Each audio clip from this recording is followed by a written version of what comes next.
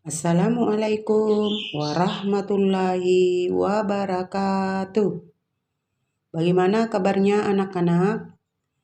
Ibu doakan semoga sehat selalu dan tetap semangat dalam belajar. Alhamdulillah, pada hari ini kita masih belajar di tema 5 cuaca, subtema 4 cuaca, musim, dan iklim pada pembelajaran 2 dan 3. Anak-anakku, sebelum belajar mari kita berdoa agar kita selalu dilindungi oleh Allah Subhanahu wa Ta'ala dan diberi pemahaman serta ilmu yang bermanfaat. Amin. Berdoa mulai. Bismillahirrahmanirrahim. Raditu billahi rabba wa bil islami dina wa bi muhammadin nabiyya wa rasula. Rabbi zidni ilman warzuqni fahman. Allahumma inni as'aluka ilman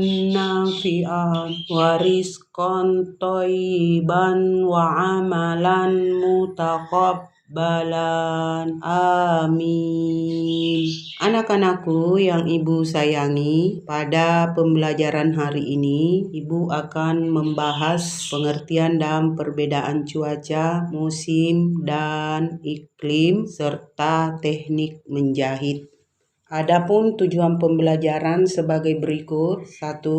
Kalian dapat mengidentifikasi pengertian dan perbedaan cuaca, musim, dan iklim. Kedua, kalian dapat melakukan percakapan tentang cuaca dan musim. Ketiga, kalian dapat mengidentifikasi teknik menjahit. Anak-anakku tentu pernah mengalami cuaca mendung, hujan, dan cerah yang berlangsung berhari-hari. Cuaca mendung dan hujan merupakan ciri atau tanda pada musim hujan. Dan cuaca cerah sepanjang hari merupakan tanda atau ciri dari musim kemarau. Anak-anakku, apa itu cuaca? Cuaca adalah keadaan udara di suatu wilayah tertentu yang relatif sempit dan jangka waktu yang singkat. Faktor yang mempengaruhi keadaan cuaca diantaranya suhu udara, tekanan udara, angin, kelembapan udara, dan curah hujan. Faktor-faktor ini saling berkaitan satu sama lain. Jika salah satu unsur berubah, maka cuaca akan berubah. Keadaan cuaca dapat berubah dalam hitungan hari atau jam. Kemudian musim. Musim adalah perubahan keadaan cuaca dalam waktu yang relatif lama yang disebabkan oleh revolusi bumi terhadap matahari. Indonesia mempunyai 2 musim. Apa itu? Musim hujan dan musim kemarau. Musim terjadi pada daerah yang luas dan terjadi pada waktu yang relatif lama, antara 3 sampai 6 bulan. Kemudian ketiga, iklim. Iklim adalah keadaan cuaca rata-rata pada daerah yang luas dan dalam waktu yang lama. Iklim bersifat tidak mudah berubah-ubah. Ilmu yang mempelajari iklim disebut klimatologi. Indonesia adalah negara yang mempunyai iklim tropis, iklim musim, dan iklim laut. Anak-anakku, perbedaan cuaca, musim, dan iklim pada dasarnya merupakan kondisi udara di suatu wilayah tertentu yang meliputi suhu udara, intensitas sinar matahari, kelembapan udara, aliran angin, dan sebagainya. Cuaca terjadi karena suhu dan kelembapan yang berbeda salah satu tempat dengan tempat yang lainnya. Perbedaan itu bisa terjadi di sudut pemanasan matahari yang berbeda dari satu tempat ke tempat lain karena perbedaan lintang bumi. Contoh, adalah cuaca cerah, berawan, mendung, dan hujan. Bagaimana dengan musim? Apa yang anak-anakku ketahui tentang musim? Ya, musim terjadi karena waktu yang lebih lama daripada cuaca, yaitu dalam hitungan bulan. Musim merupakan salah satu pembagian utama tahun yang berdasarkan bentuk iklim yang luas. Indonesia merupakan negara tropis,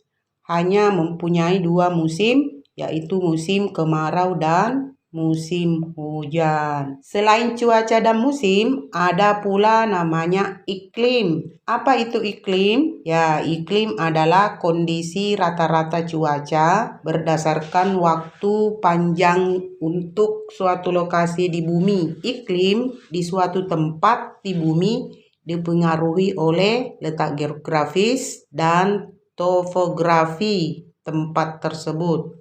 Bumi dibagi dalam 4 kondisi iklim, yaitu iklim tropis, iklim subtropis, iklim sedang, dan iklim dingin atau biasa disebut dengan kutub. Cuaca dan iklim berbeda pengertiannya, tetapi memiliki keterkaitan karena persamaan unsur pembentuknya seperti suhu udara, kelembapan udara, tekanan udara, angin, cuaca hujan, dan awan. Berikut perbedaan antara cuaca dengan iklim. Pertama, meteorologi adalah ilmu yang mempelajari cuaca. Klimatologi adalah ilmu yang mempelajari iklim. Kedua, cuaca memiliki daerah cakupan dan pengamatan yang sempit, sedangkan iklim lebih luas. Ketiga, pengamatan cuaca dilakukan selama 24 jam, sedangkan iklim dilakukan selama 11 sampai 30 tahun. Keempat, sifat cuaca cepat berubah, sedangkan iklim sangat sulit berubah. Anak-anakku, simak percakapan antara Buyung dan Salosa berikut ini. Buyung berkata kepada Salosa, "Ayo kita ke perpustakaan. Aku ingin membaca koran untuk mengetahui keadaan cuaca hari ini." Sekarang ini keadaan cuaca sulit diprediksi, Buyung. Mungkin saja informasi dari koran salah. Buyung berkata, "Paling tidak kita dapat informasi tentang cuaca hari ini, Salosa. Meskipun perubahan cuaca tidak dapat ditebak, setidaknya informasi tersebut mendekati benar." "Kamu benar juga, Buyung." "Buyung, masih ingatkah kamu tentang musim kemarau dan musim hujan?" "Tentu, aku masih ingat, Salosa. Saat musim kemarau, cuaca begitu panas, sedangkan saat musim hujan akan sering turun hujan." Anak-anakku, selanjutnya kalian akan belajar menjahit dengan teknik tusuk veston.